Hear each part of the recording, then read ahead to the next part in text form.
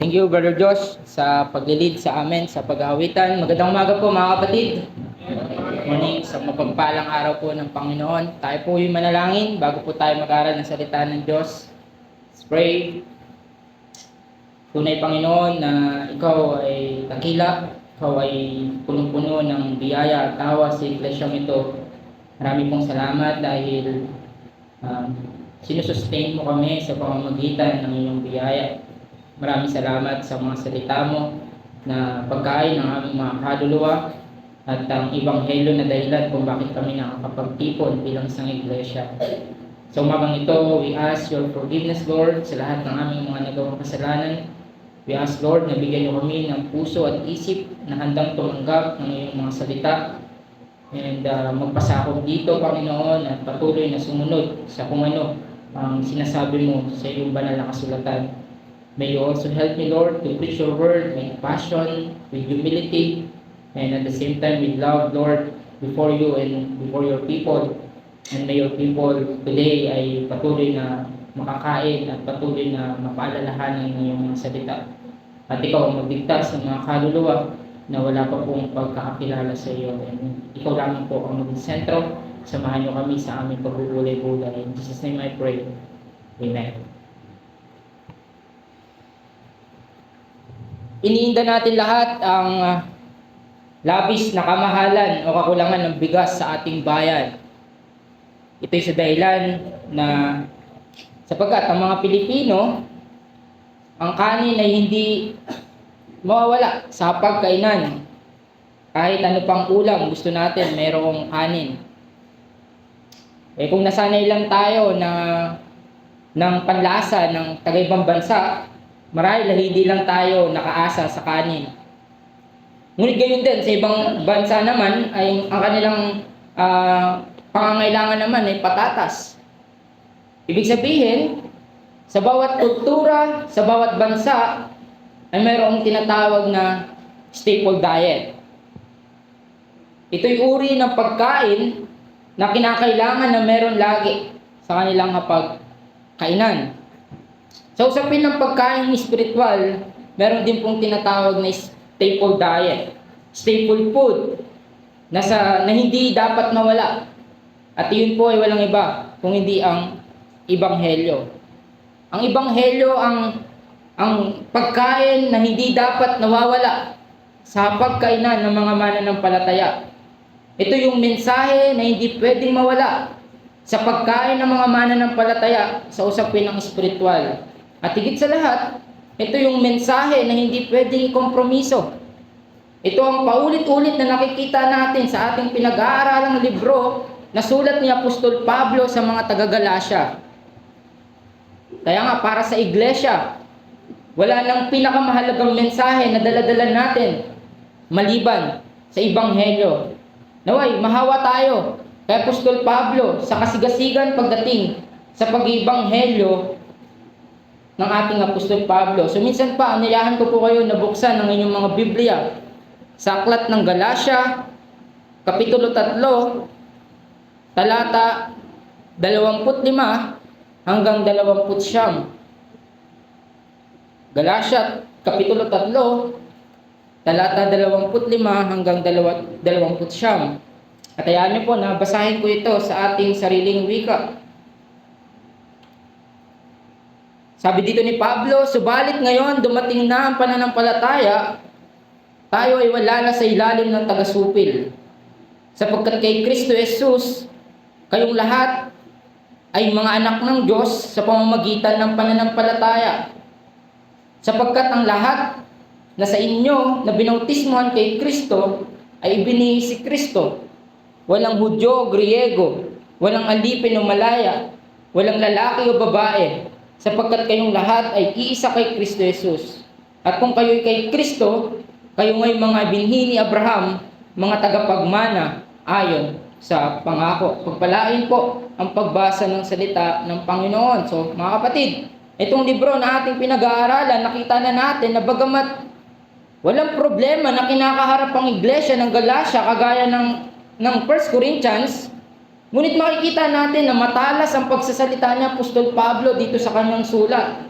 Dahil ang problema ng iglesyang ito na kanyang sinusulatan ay walang iba kung hindi ang gospel. Bakit? Ang iglesia na kanyang sinusulatan ay kinumpromiso yung ebanghelyo. Nakita natin, naramdaman natin yung bigat ng kanyang damdamin. Dahil kinukompromiso ng mga mananampalataya sa Galatians ang ebanghelyo ng Panginoong Jesus. So nakita natin sa mga napag-aralan natin dito, yung matatalas na pagsaway ni Apostol Pablo dito sa iglesyang ito. Nakita natin ang ginagawa ni Apostol Pablo dito specifically sa chapter 3, ay ang ginagawa ni Apostol Pablo ay umaapila siya sa kasulatan. Kumbaga nakikipag-argue siya sa mga Judaizers gamit ang salita ng Diyos upang ipaliwanag sa mga kalaban niya ng mga Hudyo na nagsasabing ang kaligtasan ay dapat kasama ang kautusan ni Moses. So, sinabi dito ni Pablo, ang kanyang argumento upang ipaliwanag ang katotohanan na ang kautusan ay hindi paraan ng kaligtasan. Sinabi ni Pablo na ang tanging paraan ng kaligtasan ay sa biyaya lamang ng Diyos sa katauhan ng Panginoong Hesukristo. So ito yung tema ng librong ito. Mula nang atin itong simulan. Ano yon? Ang makasalanan ay mapapawalang sala, hindi sa pamamagitan ng kautusan o anumang uri ng mabuting gawa, kundi sa pamamagitan lamang ng pananampalataya sa tinapos na gawa ng Panginoong Hesukristo. Labas sa ginawa ni Jesus, labas sa sakripisyo ng Panginoong Jesus, wala na pong ibang paraan ng kaligtasan. Kaya nga ang tanong, na paulit-ulit kong tinatanong po sa bawat isa sa atin is, ano nang naging tugon mo dito? Ano nang naging tugon mo sa mensahe na ito? Sumampalataya ka na ba riyan? Ikaw ba talaga ay totoong mananampalatayanan ng Panginoong Hesukristo? Dahil kapag ikaw ay tunay na sumampalataya, sinabi dito ni Pablo na mayroong mahalagang bunga. May mga bunga ang pananampalataya. Kapag ikaw ay nanampalataya na, nakita natin noong nakaraan na may bungang nakapaloob sa oras na ang isang mananampalataya o ang isang makasalanan ay manampalataya kay Jesus. At ano ito? Muli ito yung mensahe na gusto kong ibigay sa atin dahil tayo'y kaisa na ni Kristo. Tayo'y mga anak na ng Diyos. May pagkakaisa at tagapagmana. Ulitin ko, dahil tayo'y kaisa na ni Kristo, tayo'y mga anak na ng Diyos, may pagkakaisa at tagapagmana. So nakita natin nung nakaraan, sa ating pag-aaral dito sa ating mga talatang binasa, na ang pangunahing bunga ng pananampalataya ay ang mabilang sa pamilya ng Diyos. Ang pangunahing bunga ay ang maging anak ka ng Diyos. Sabi ni J.I. Packer, adoption is the highest privilege that the gospel offers, higher even than justification.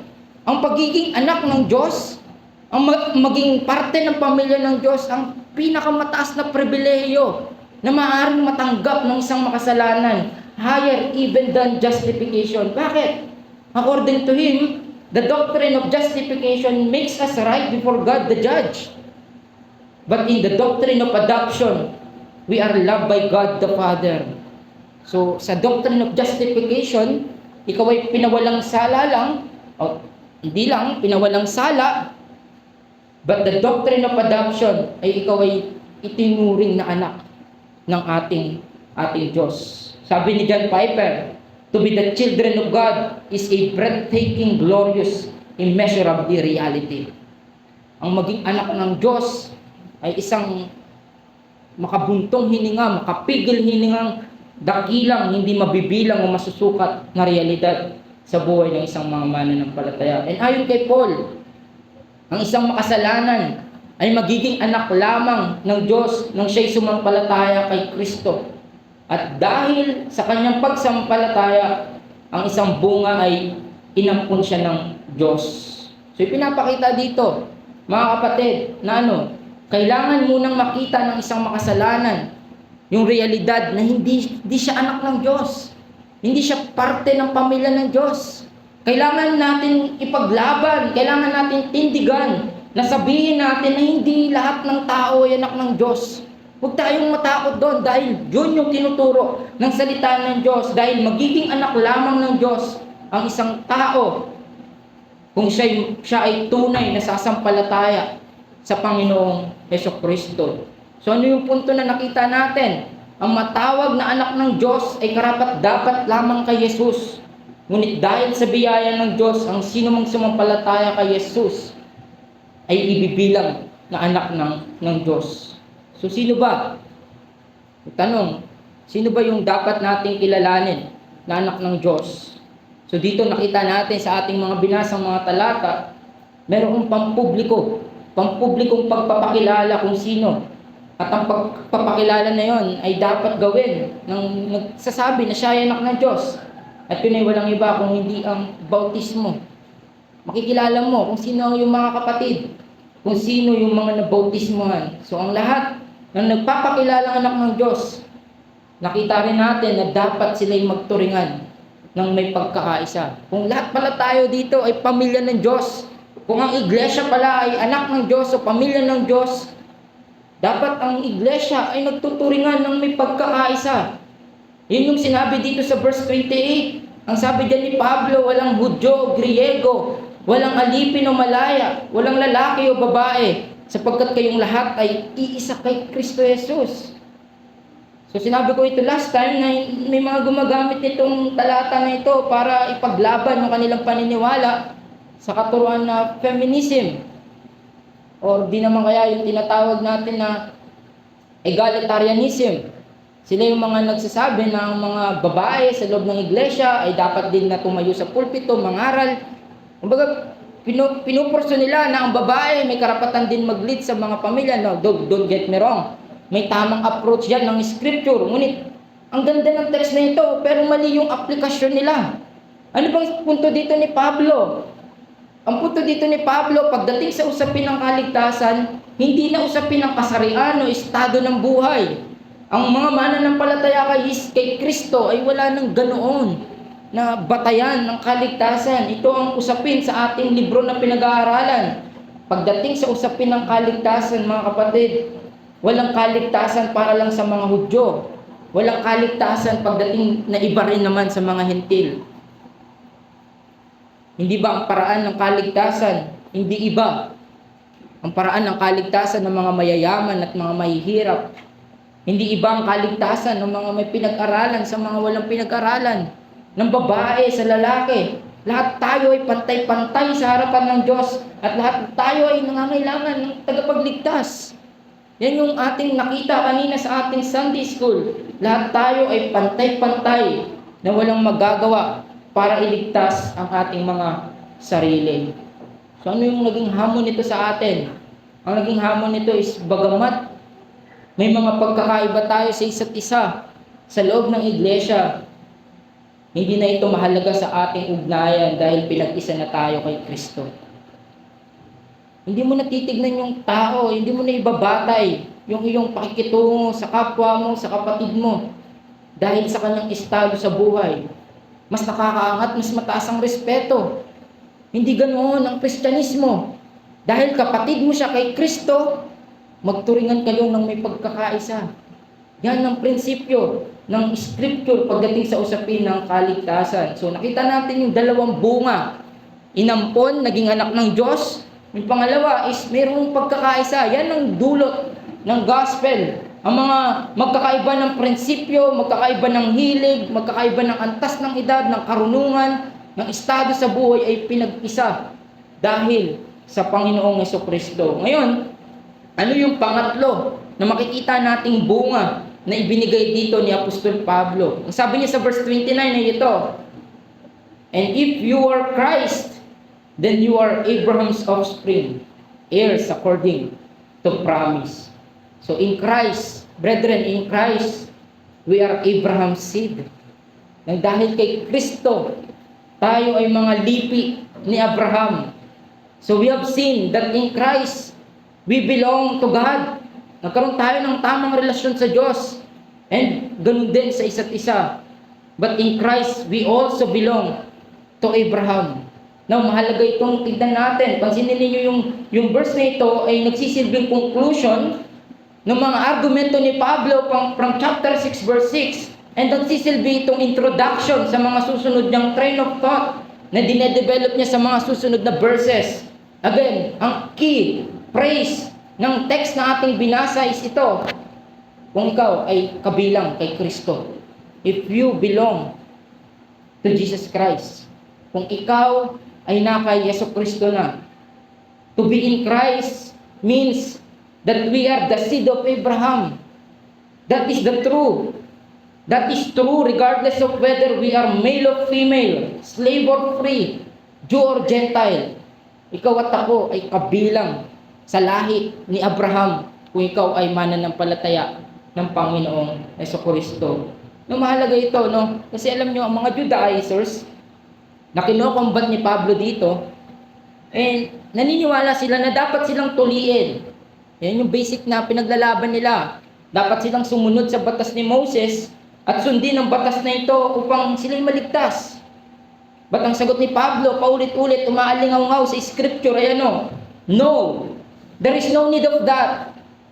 For if you are in Christ, kung ikaw ay kay Kristo na, kung tapat kang naniniwala sa Kanya na Siya ang ipinangakong binhi, ikaw ay ituturing na bahagi ng espiritual na anak ni Abraham. Tagapagmana ng mga pangako na ipinangako ng Diyos sa Kanya. You are therefore become what? True seed of Abraham. Ngayon ang tanong, sino ba si Abraham? Well, si Abraham, isa siyang very great figure para sa mga Hudyo. In fact, tinatawag nga siyang the father of the faithful. Alam mo yun, ama ng mga tapat. O in other words, ama ng mga mananampalataya. At bilang gayon, ang mga anak ni Abraham ay ano? Sabi dito ay tagapagmana. Ayon sa pangako. And gayon din, kung sila yung mga tagapagmana, they are entitled to the great blessings and privileges na nakapaloob doon sa promise ng Diyos kay Abraham. Now, yung word na heirs dito, tagapagmana, is very important dito sa present discussion natin. Very important word siya. Bakit? Alam niyo po, ang mga Hudyo, very proud sila sa katotohanan na sila yung mga lahi ni Abraham. They are very proud to be descendants of the great patriarch. Dahil dyan, ang mga Hudyo, naniniwala sila na ano, sila ang tagapagmana. Sila ang mga tatanggap ng pangako ng Diyos mula kay Abraham patungo sa kanila. Well, please open your Bible sa John chapter 8. Ito yung kung paano sinagot ng Panginoong Hesus ang mga Hudyo sa kanilang kaisipan dito. John chapter 8 verse 39.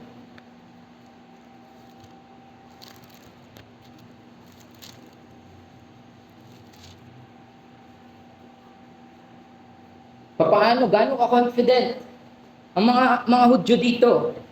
Sabi ng mga Hudyo sa verse 39, sila'y sumagot sa Kanya. Sumagot sila kay Jesus. Si Abraham ang aming ama. Sa kanila'y sinabi ni Jesus, kung kayo'y mga anak ni Abraham, ay gagawin ninyo ang mga gawa ni Abraham. So dito, makikita natin, tinutulan ng Panginoong Hesukristo mismo yung pag-angkin nila na sila yung mga anak ni Abraham. Pinapakita na ang kanilang mga gawa daw dito ay hindi tumutugma sa kanilang kiniklaim na sila yung anak ni Abraham. So sinabi dito ng Panginoong Hesus na na kung tunay silang mga anak ni Abraham, dapat gumagawa sila ng mga gawa ni Abraham. And binanggit din dito ni Jesus na sa mga susunod na talata dyan, na ang ama daw ng mga taong ito, just imagine, ang kausap dito ni Christ is mga Hudyo. Sila yung yung lahi na pinili ni Christ ng Diyos from the Old Testament. And then nung sabi ni Christ ay ang ama ninyo ay hindi si Abraham kung hindi ang dyablo. Galing mismo sa bibig ng Misaya na ang ama ng mga Hudyo na ito ay hindi si Abraham kung hindi ang mga dyablo. Sapagkat, sabi ni Christ? Dahil gusto ninyo akong patayin. Dahil gusto ninyo akong patayin. Ako na nagsasabi ng katotohanan. So, ang pangyayaring ito ay nagpapakita ng diin ni Jesus na hindi na by flesh, kung hindi sa spiritual na lahi at sa kahalagahan ng pamumuhay ayon sa simulain ng Diyos kaysa pagtitiwala lamang sa angkan o ninuno. Hindi na by flesh. Yan din yung sinabi ni Pablo sa Romans chapter 9. Sinabi ni Pablo dito, not all the physical seed of Abraham will receive the promises of salvation. Marami ang mga Hudyo, even the Apostle Paul himself, sinabi niya na hindi marami ang mga physical seed of Abraham will not receive the promises of salvation. Dahil ang tatanggap ng pangako ay sa pamamagitan ng pagsunod sa Diyos, sa pamamagitan ng pananampalataya, gaya ng ginawa ng kanilang ama, ng ating ama na si Abraham, thereby becoming a spiritual offspring. So anong punto nito mga kapatid? Ang pagiging anak ni Abraham ay hindi na sa pamamagitan ng generation, but through regeneration o pagkabuhay muli. Ang pagiging anak ni Abraham ay hindi na by blood or by generation, but through regeneration. Pagkabuhay muli, kapanganakan muli, at ito'y sa pamamagitan lamang ng pananampalataya, whether Jews or Gentile. Kapag siya'y sumampalataya, ang sabi dito ni Pablo, siya ay tagapagmana ng pangako ng Diyos kay Abraham. So, dito, makikita agad natin na ang mga dakilang pangako ng Diyos ay katulad sa mga mananampalataya sa mga mananampalataya na hindi mga taong nagsasabi na sila ay mga angkan ni Abraham sa pamamagitan ng pisikal, kundi sa pamamagitan ng muling pagkabuhay mula sa kasalanan patungo sa buhay. Now, ngayon ang tanong, ano bang pangako? Ano bang ibig sabihin na maging heirs ka ng promises? Ano bang ibig sabihin na ikaw ay tagapagmana ng pangako ng Diyos kay Abraham? Well, please, makibukas kayo sa Romans chapter 8, verse 17. Itong sabi ni Pablo,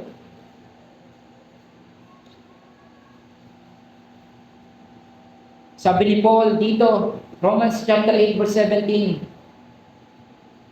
Now, if we are children, kung tayo yung mga anak, then we are heirs.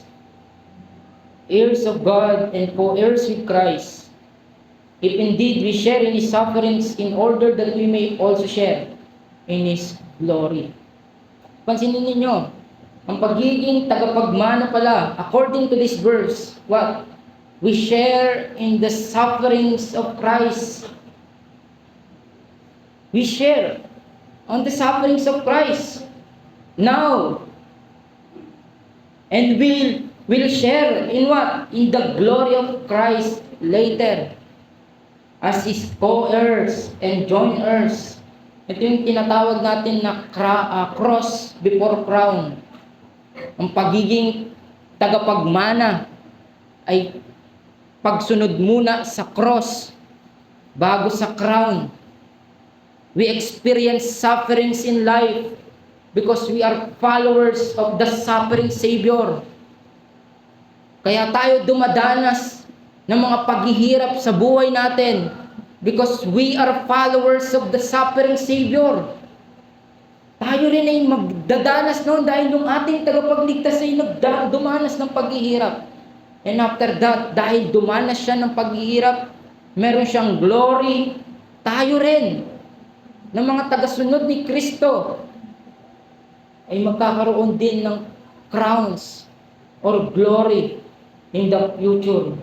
And alam nyo, yung heirs, yung salitang tagapagmana dito na sinasabi ni Apostol Pablo sa ating text, is nagbibigay ito ng emphasis, ng emphasize sa relasyon ng mananampalataya sa Diyos bilang kanyang ama, bilang kanyang mga anak. Sabi ni Pedro sa kanyang sulat, tayo ay mga tagapagmana ng mga pagpapala na hindi nasisira. At ang nag-iingat ng mga mana na yon ay walang iba kung hindi ang Diyos mismo. Sa kalangitan ito naka-impok. Kumaga tayo ay tagapagmana, not perishable things, but imperishable things. Tayo ay tagapagmana ang ating pag-asa, ating mga crowns, ang ating mga rewards, ay isang mana na hindi nasisira, na iningatan sa langit para sa iyo at para sa akin. In other words, because God has made us His children, we have full rights to receive His inheritance. Kumbaga tayo yung mga beneficiaries ng lahat ng mga ginawa ni Kristo, lahat ng mga pagpapala ni Kristo. Kumbaga lahat ng ininvest ni Christ, lahat ng natanggap ni Christ, kung ikaw ay mananampalataya ni Kristo, ikaw ay beneficiary. Ikaw ay tagapagmana. Ikaw ay tatanggap ng lahat ng mga pagpapalang ito. Why? Because Jesus Christ is the only Son of God. Siya lamang yung tanging tagapagmana ng lahat ng kayamanan ng Ama. Sabi ng Panginoon, "You are my Son. Today I have become your Father." And dyan din yung sisigaw sa iyo, yung sasabihin sa iyo ng Diyos, the moment na ikaw ay nakay Kristo na. Just imagine, Christ's inheritance is the whole universe. All that is in existence. Sabi ng Scripture, all things was made through Him and by Him and for Him. Lahat ng bagay na ito ay para kay Kristo. And dahil tayo mga co-heir with Christ, means that we as God's adopted children, we share the inheritance of Christ. Kung ano yung meron si Kristo, meron din tayo nun. Lahat ng meron si Christ, ay matatanggap din natin iyon. Christ gives us His glory, yung kanyang kayamanan, at lahat-lahat ng meron si Kristo ay ibibigay niya sa kanyang mga anak. We are all welcome in God's family as Jesus is. Ang sabi ng Ephesians chapter 1, we are accepted in the beloved. All that belongs to Jesus, brethren, all that belongs to Christ will belong to us bilang mga tagapagmana na nakaayon sa pangako. Isipin niyo po yan. Everything that God owns belongs to us as well because we belong to Him. Our eternal inheritance as co-heirs with Christ, at ito'y dahil lamang sa biyaya ng ating Diyos. Sabi ni Pablo sa Ephesians, in Christ we are forgiven. In Christ we are redeemed. In Christ we are justified, we are adopted, we are sanctified, and ultimately we are glorified. Lahat ng yan ay natatamasa mo at matatamasa mo dahil kay Kristo. Ikaw ay pinatawad, ikaw ay niredeem, ikaw ay justified, ikaw ay sinangtified, and darating yung araw, ikaw ay mag-glorified. Dahil kay Kristo, na iyong Panginoon at tagapagligtas. Through our union with Christ, we have now inherited this privileged status.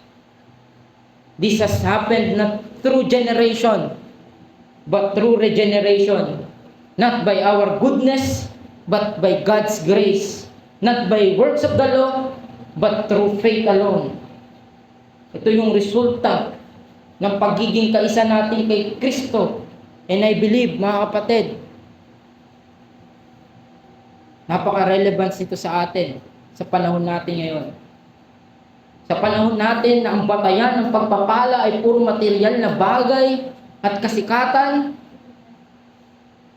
Mga kapatid, upon knowing kung gaano tayo pinagpala ng Diyos dahil sa kaligtasan na meron tayo, pwede nating sabihin sa mga tao na yan, sige, ikaw na yung sikat, sa iyo na lahat ng atensyon, sa iyo na lahat ng palakpak, kayamanan sa mundong ito.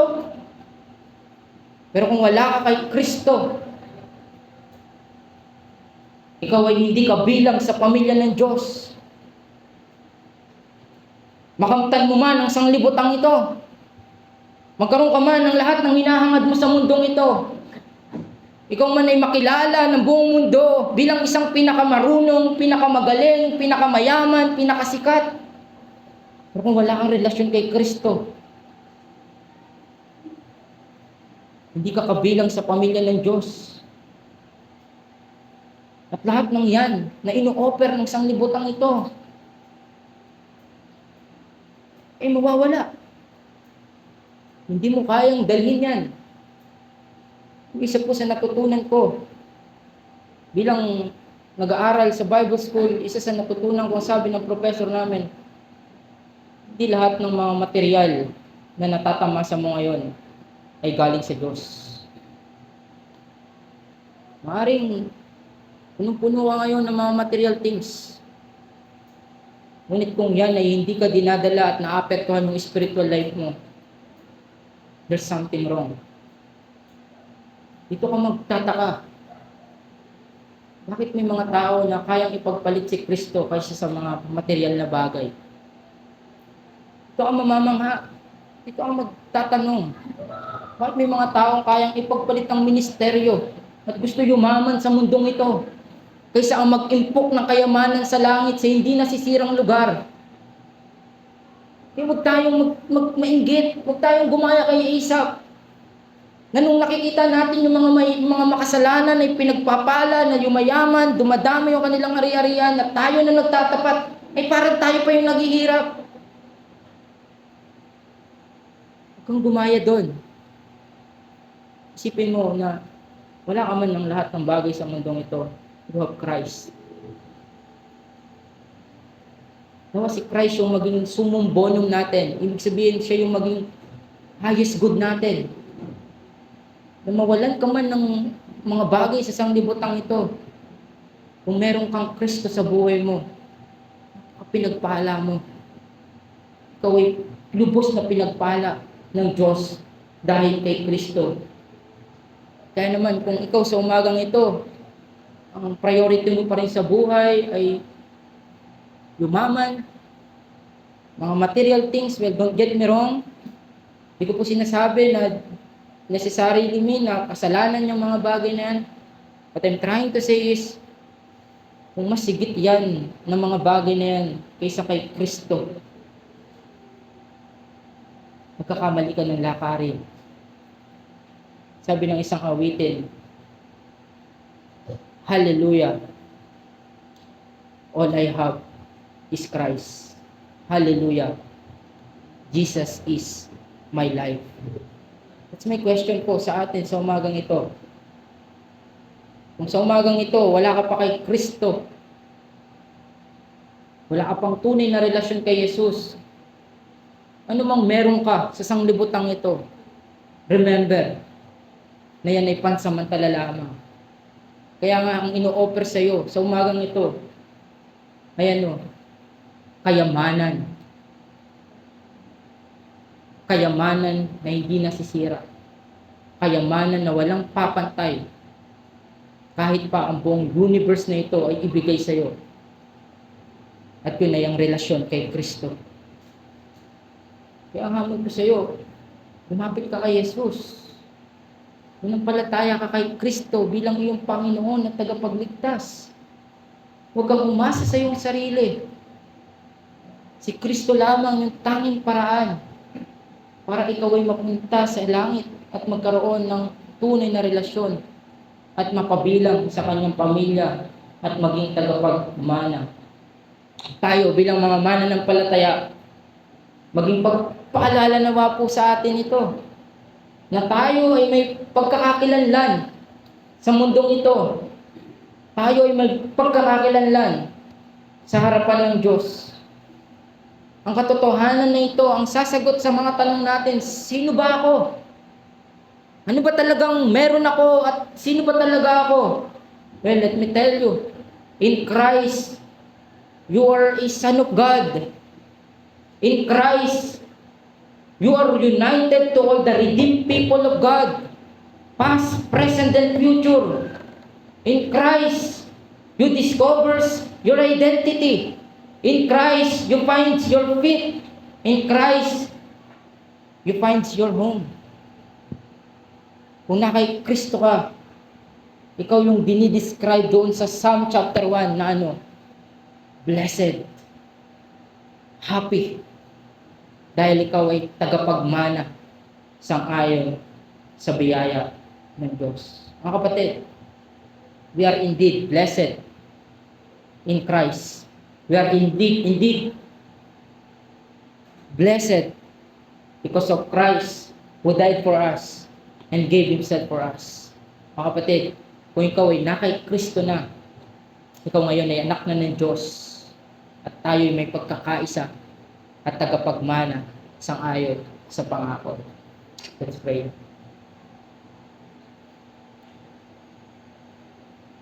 Tunay, Lord, na pinatunayan mo muli sa amin sa pamamagitan ng iyong mga salita na ikaw ang tunay na mabiyaya at mahabaging Diyos. We are worthless sinners. We are undeserving, Lord. Wala kaming karapatan sa harapan mo. But Lord, ikaw ay tunay na mahabagi. Inabot mo kami sa kalagayan namin ng mga makasalanan at patay sa kasalanan. And now, we are blessed so much dahil sa Panginoong Jesucristo. Nawa, ito yung maging paulit-ulit na paalala sa amin kung ang aming mga lakbayin ay naliligaw na kami bilang mga anak mo na naghahangad ng mga maling kaisipan dito sa sanglibutan ito at nalulupaypay dahil sa mga sufferings na meron kami. Nawa, remind mo kami na dahil kay Christ, kami ay lubos na pinagpala. Kami ay lubos na mayaman. Kami ay lubos na iyong inibig at tunay na tatanggap ng pangako mo sa iyong anak na si Abraham. And to be with you should be our lifelong pursuit. And ikaw lamang po na ang na din namin sa mundong ito. Gaya ng psalmist, sabi niya, whom I have in heaven but you, and there's nothing on earth that I desire besides you. Ikaw nawa kung patuloy na aming i-desire dahil ikaw ang aming kayamanan. Maraming salamat at abutin mo ang sinuman sa kalagitnaan namin ang wala pang relasyon sa iyo. Maawa ka sa kanya, Panginoon, at dalhin mo rin siya sa iyong kawan, sa iyong pamilya. Maraming salamat, Ama, na ito'y tumimok sa puso at isip namin at magkaroon ito ng aplikasyon sa aming mga buhay. We trust you and praise you. In Jesus' name I pray. Amen.